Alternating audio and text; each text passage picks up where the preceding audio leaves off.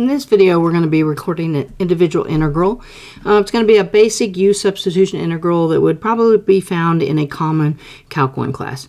We've got the integral of 1 over cosine squared 2x dx.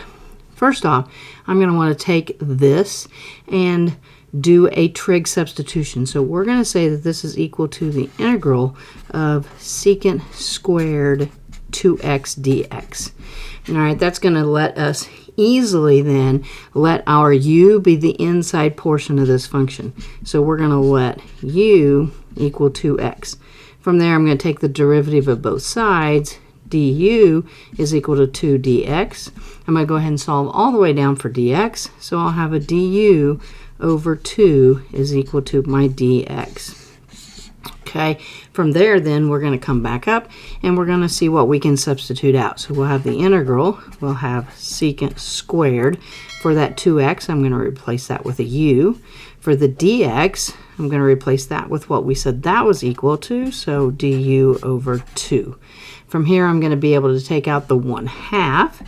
So we'll take out that 1/2, and then we'll have the integral of secant squared u du. Now we've got it down to an integral that we can integrate. Hopefully you have the integral of secant squared u memorized as tangent.